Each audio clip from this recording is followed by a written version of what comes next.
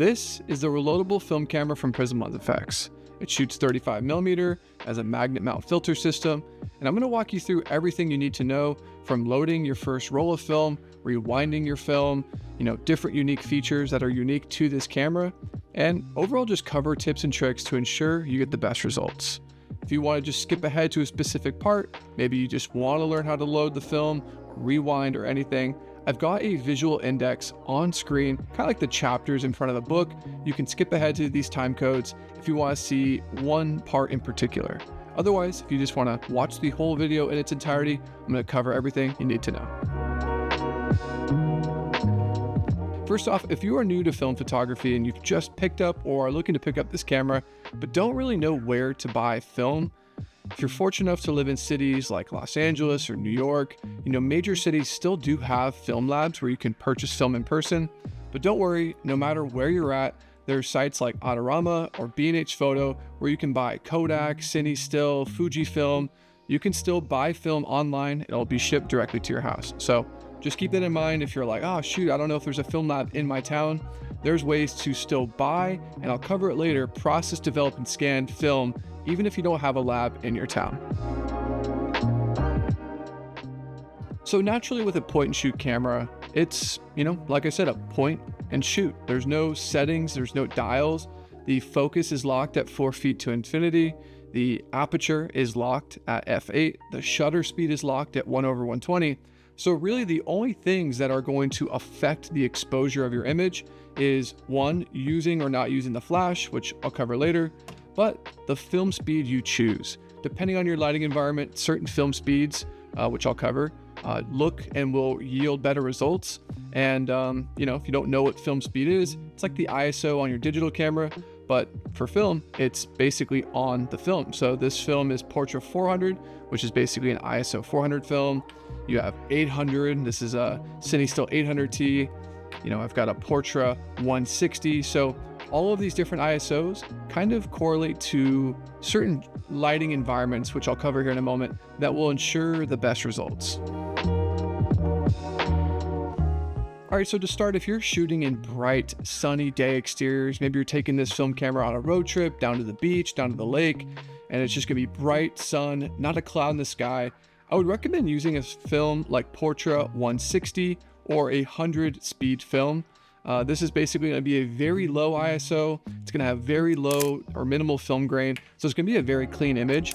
But since the sun is gonna be so bright, having that low ISO, that lower film sensitivity is basically gonna prevent your highlights from clipping out.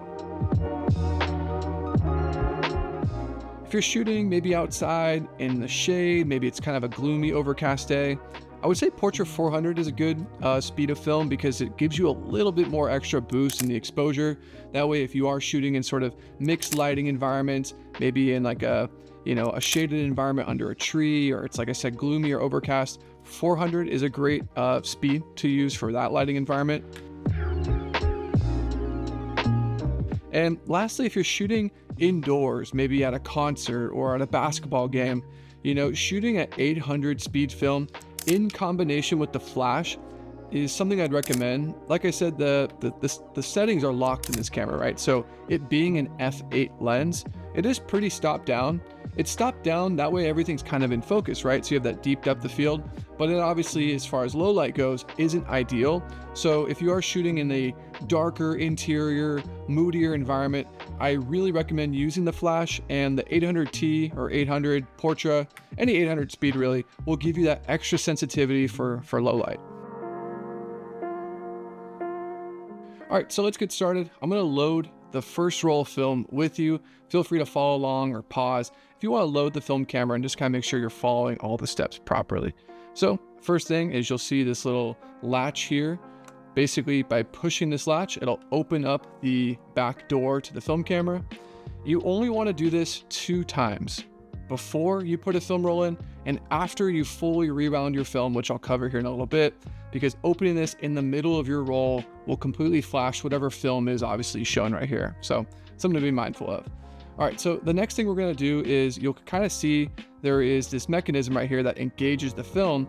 I usually kind of stick my thumb and push it out. Now that kind of leaves this open area here. when you load your film, you want to take this flat part of the film and have that face the top of the camera, and this sort of like, pointed side facing down. So you kind of want to load the film in just like this. So you can kind of see, got the film camera, got the flat side facing up. You can kind of see right here, it just sort of sits. By kind of taking my left-hand thumb, I'll kind of push that down, and you can kind of see the portrait, it's all showing up right here.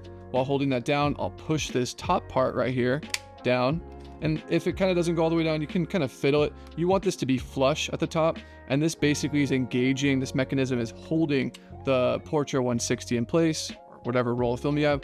While holding your thumb right here, basically you want to pinch this little tail that's hanging out of the film roll, and you want to basically just pull it over these little sprocket pieces of sprocket right here, which are on the take up side of the camera.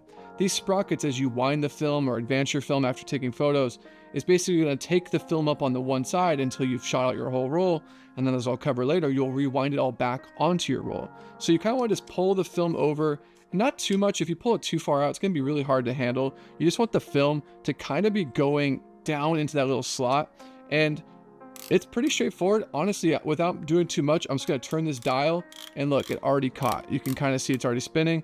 If it's not catching, you can kind of use your thumb. You're not going to hurt the emulsion. This is already overexposed, so don't worry about like it ruining your photo. But yeah, you just want it to kind of freely take up there, and then just maybe 1 or 2 turns, because you just want to make sure it's actually engaged. And then basically what you'll do, close the back. You will not open this back until you have fully shot out your roll. So do not mess with this. So that's closed. And now what you want to do is you're going to see right here at the top, it says S. I don't really know what that stands for. Probably just means start, I would imagine, right? And you just want to wind. You can see a little arrow in the direction. You want to wind it until it stops. Right now, you have first loaded your first shot.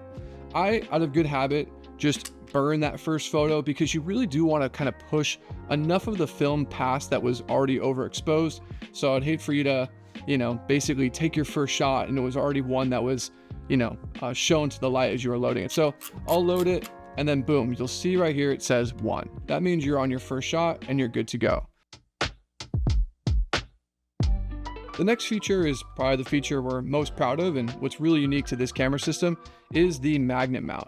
So obviously if you bought the, because you can get this camera standalone, but the kit that comes with the 3 filters, which is a Rose FX, a Starburst FX, and a 1/4 Dream FX, these filters, they don't have threads. They just magnetize to the front of the camera. So we built a proprietary magnet mount system where you can take any of these filters and they basically just magnetize to your camera. And I mean, they're pretty on there. Obviously, with enough force, it would probably come off. But I mean, you can see I'm literally jiggling the camera with the filter on the lens, and that thing's pretty rock solid. And the idea of this magnet mount system is to kind of continue that ethos of a point and shoot camera.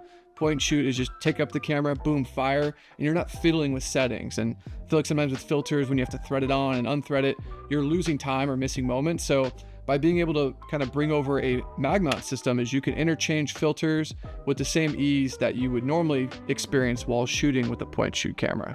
I wouldn't recommend stacking too many filters, because you probably will start to see some vignetting, but obviously feel free to experiment.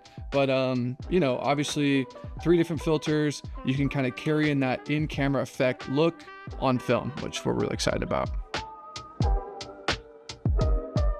So now that your film camera is fully loaded with your first roll of film, I just want to take a brief moment before you shoot out this roll to cover some of the features. For starters, this bottom hatch here, I've already loaded it, but when you get this camera, it'll be empty. This is where a AA battery would go. So if you plan on using the flash, which like I said earlier, if you're in like a low light environment, you definitely want to use the flash for your photos to turn out. So after you load a AA battery, the flash now is powered. To use the flash, I guess to jump right in there, you'll see this lever right here.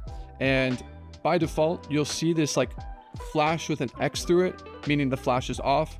And then by pushing it, you'll see there's like a lightning bolt flash. And another way to know the flash is on and charged is that you'll have a red light right at the top of the film camera.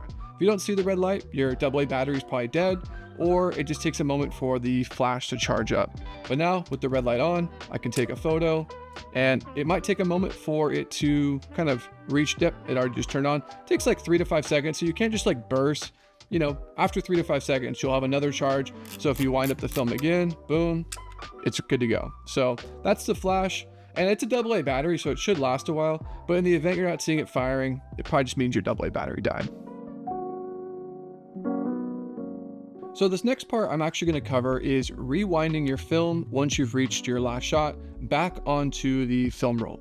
That's what's different about this camera. Is if this was a disposable, you would actually drop or mail this camera off to a film lab and you never see this camera again. They like pull the film out and like, I guess, throw this away.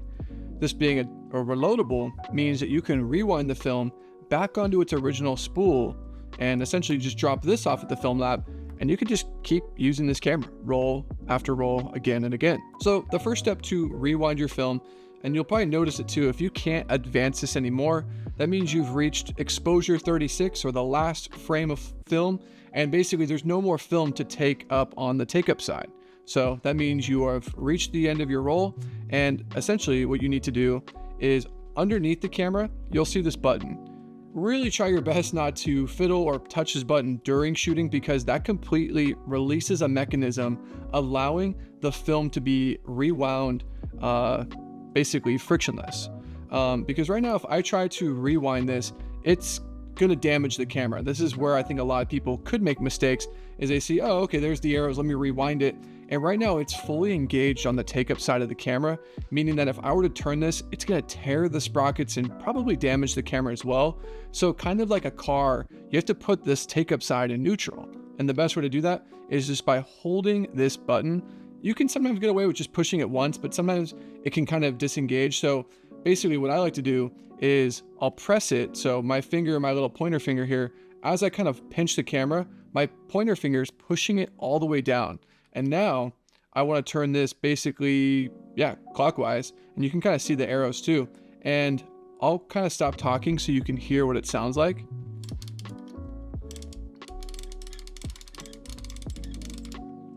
Pretty straightforward. If you're experiencing a lot of tension or friction, and this is really hard to rewind, you have probably not fully pushed this, or you ignored what I said and probably just pushed it once and let go, and it probably disengaged out. You want to keep your finger covering this basically button here on the bottom until your roll is all the way out. You might be asking, well, how do I know I've reached the end? I can't see the film, obviously. And I'm going to actually take a moment and just have the audio. You'll hear the difference on when the film is fully rewound. So here we go.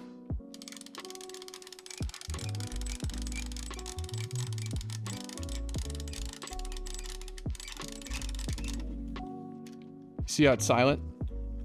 Once the film is no longer going over the gears, it basically is frictionless. So give it just maybe 1 or 2 more turns just for good measure. And as I mentioned before, this is the only other time you're gonna open up this back of the film camera. And if you did it right, there should be no film right here. If you still see film right here, well, you did it wrong. And unfortunately, the film that is getting exposed to this light is ruined. But basically, the film roll on the film is all rewound back onto this the film roll. So to take the film roll out, kind of like we did before, what you were using to rewind is actually you can kind of pull it. So by kind of pinching this right here, you just pull it up, kind of like a grenade, you know. And now the film will come out freely. And yeah, that is pretty much how to rewind a roll of film on the reloadable film camera. Honestly, after you do it once or twice, it becomes pretty frictionless, but obviously not pressing this button or doing some of the steps I covered obviously could result in, some issues or snags. If you are new to film photography, you're probably wondering, what do I do next? Like, I want to share these photos I took on this like physical object, this film roll, and turn it into a digital file. And to do that, this film roll needs to be dropped off at a film lab. If you're fortunate enough to live, like I said, in like Los Angeles, New York, major metropolitan cities, there still is a lot of great film labs. The one I use in particular is called J&F Photo in Los Angeles. This is not sponsored by them. I've been going to them for years. I've dropped off hundreds of rolls. They've been around since I think 1992, and they're family run. And on their website, they actually have a link where you can mail your film in. And if you have questions, I'm sure you could call and essentially get those questions answered. But if you live in a city that does not have a film lab, you can actually mail your film in to whatever lab you want. A couple other recommendations. I know there's one called Last Good Film Lab. There's another one here in Los Angeles that has mail-in. I believe Wilson Camera in Phoenix. I've used them a handful of times. Like I said, there's film labs all around the United States, or hopefully internationally as well. So if you do not have the great fortune of being near a film lab, a lot of these reputable film labs allow you to mail your film rolls in. So when you're at a film lab, you also have a few options in the way that they're going to essentially scan your negative. Because essentially, just without getting too in the weeds, they're gonna, in a dark room, take your film out, develop it, and basically convert that negative to where they can scan it. And those scans, those scanned images of your negative, is what they're gonna deliver to you. And those are the images you can put on your website, share on social media. And you have a couple options in terms of not only scanners, but the file types. For the cheapest, quick and easy, maybe it was just a trip with some friends and it's like, look, I'm just gonna put these on Instagram. JPEG, medium quality, even low quality is probably fine. I think you can do in some labs JPEG higher quality. Just know the resolution increase does increase the price. But if you're someone who are like, you know what, I really want the highest latitude, I'm unsure about the lighting, I really want the ability to take these photos into Lightroom or Photoshop and adjust them, then you're gonna wanna request TIFFs. TIFF, T-I-F-F, is a high resolution, it's a much higher resolution format, which tends to have more latitude and flexibility than just the JPEGs. Just know though that most labs will charge you extra for TIFF, so keep that in mind. Depending on the lab you go to, you may also have some options for scanners. A lot of reputable labs use these old school scanners. One, a tried and true, one of the most popular, it's called a Frontier scanner, or the other one that I've used, which I quite like, is called a Noritsu scanner. The Frontier is a pretty baked in look. It's gonna have medium to high contrast. It's gonna already kind of have a look, I wouldn't want to call it a LUT, but like a look applied to your photos. So if you're someone who just wants to get the scans from the lab, a little WeTransfer link with the files, and you just want to instantly take those and post them, the Frontier is your way to go. If you're someone, like I said, who wants to do the TIFFs and you want to have more of a flatter negative, or it's almost like log, or not as heavily processed of a look, if you have the option, a Noritsu tends to give a more log flat scan, allowing you to kind of add whatever Lightroom, color grade, or exposure tweaks you might want to do. So keep all of that in mind, because depending on what lab you go to, some of these options might kind of be what you're looking for. So another thing to consider if you plan on traveling with this camera, which obviously we encourage, I think that's kind of the whole point of this camera, is be very mindful about how you travel with this film. Any film, honestly. You really want to avoid putting your film, the camera is fine, but if the film is inside the camera, you want to avoid the film going through the X-ray scanners. The biggest and highest, X-ray that your film will experience is checked in a bag that goes underneath the plane, because they use like higher, I don't know if it's like infrared or whatever they use to scan the bags, will flash your film. Meaning that if you were to shoot that roll of film, it's gonna have a bunch of light leaks and green flares, and you might as well just throw that roll away, because the heavy, scanning that the film has to go through will likely ruin your film. So what I recommend is basically carry your film in a carry-on, and right before, as you're unloading your laptops and taking your shoes off, just request to do a hand check, meaning that the film will go around the scanner and they'll swab it and make sure everything's all good. But now your film is not having to go through a process that more often than not will ruin your film. So if you plan on traveling, keep that tip in mind, because we went on a trip last year and a buddy of ours had all of his film checked in a bag. I don't know why, and it all got ruined. So I would hate for that to be you as well. And lastly, for long-term storage of film, if you plan on buying a Pro Pack, which tends to have, I think, 5 rolls of 35 or maybe a bunch of film. For long-term storage, you really want to keep this film in a cool, dry environment. And to do that, you really want to keep it in these little film rolls that is fully sealed. And the fridge, funny enough, is a great place to store film long-term. Obviously film has emulsion and it's, reacts to light. So to preserve the chemistry, if you will, on the film, you really want to keep it in a consistent, cool and dry environment. So in this canister, in your fridge, funny enough, is a great way to preserve your film. I've had film in my fridge for years, and when I'm ready to shoot, I take it out, kind of let it get to room temperature, and it's good to go. If you just shot a roll though, don't feel like you need to rush it to a fridge. It's fine. It's really for long-term storage. If this is something you end up getting into as a hobby and you bulk buy film, it's great to just keep your rolls in a cool, dry environment for the preservation of the chemistry on the film. Anyways, that pretty much wraps up this video. Thank you for taking the time to check this out. And should you pick up this camera, we're looking forward to seeing your images and for you to keep it in camera.